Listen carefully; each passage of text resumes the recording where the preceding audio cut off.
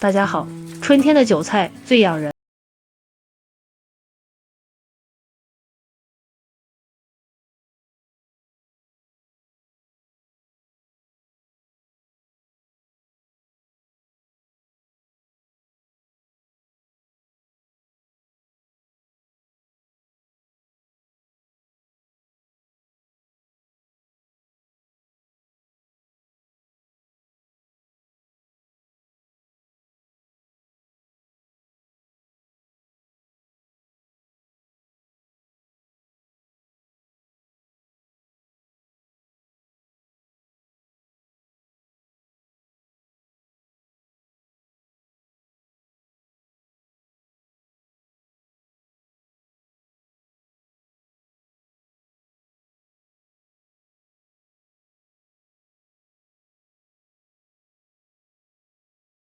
将里面的蛋白和蛋黄搅拌至充分融合，尽量多搅拌一会儿，一直搅拌至像这种细腻的蛋液就可以，先放一边备用。韭菜控干水分后，先把根部切去一点，不要因为根部这里比较硬，口感不好，然后再将韭菜切成小碎末，不要把韭菜切得太长，像这样就可以，这样更加容易入味，而且熟起来也比较快。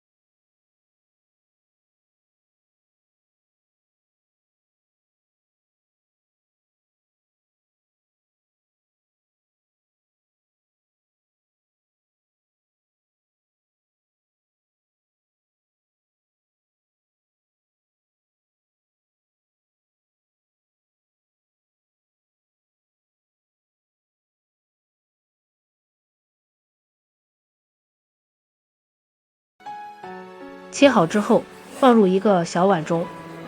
再准备几瓣大蒜，先用刀拍扁，再将它切成蒜末。